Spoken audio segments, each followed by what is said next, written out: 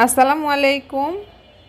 Chicken pakora তৈরি করব। এটা খেতে কিন্তু দারুণ মজার হয়। এটা ইফতারিতে তৈরি করতে পারবেন। তো এখানে আমি বোনলেস চিকেন ছোট কিউব করে কেটে নিয়েছি, আর এর মধ্যে লবণ দিয়ে দিচ্ছি, মরিচের গুঁড়া দিয়ে দিচ্ছি, হলুদ গুঁড়া দিয়ে দিচ্ছি, সামান্য পরিমাণ দিবেন।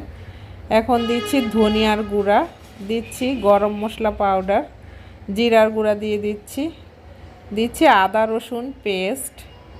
এবার সবগুলো উপকরণ খুব ভালোভাবে চিকেনের সাথে মেখে নিচ্ছি। এখন দিয়ে দিচ্ছি সয়া সস এবং টমেটো সস, এটা সামান্য পরিমাণে দিবেন, টেস্ট বাড়ে এটা দিলে।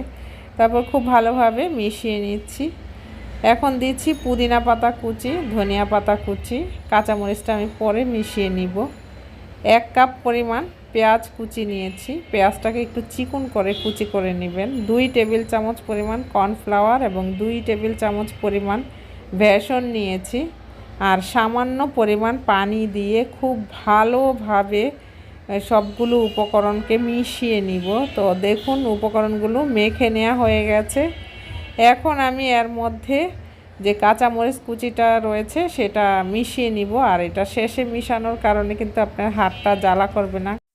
তো দেখুন মিশ্রণটা কিন্তু পুরোপুরি মিশিয়ে নেওয়া হয়ে গেছে। এখান থেকে এবার সামান্য পরিমাণ নিয়ে আমি চুলার মধ্যে গরম তেলের মধ্যে দিয়ে দিব, আর তেলটাকে মিডিয়াম গরম হলেই দিয়ে দিব, আর চুলার আঁচটা মিডিয়াম আঁচে রেখে তারপর এপিট ওপিট করে লাল করে ভেজে নিতে হবে।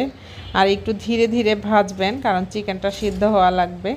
তো দেখুন আমার চিকেন পাকোড়াগুলো কিন্তু ভেজে নেওয়া হয়ে গেছে। এটা কিন্তু খেতে দারুণ মজার হয়।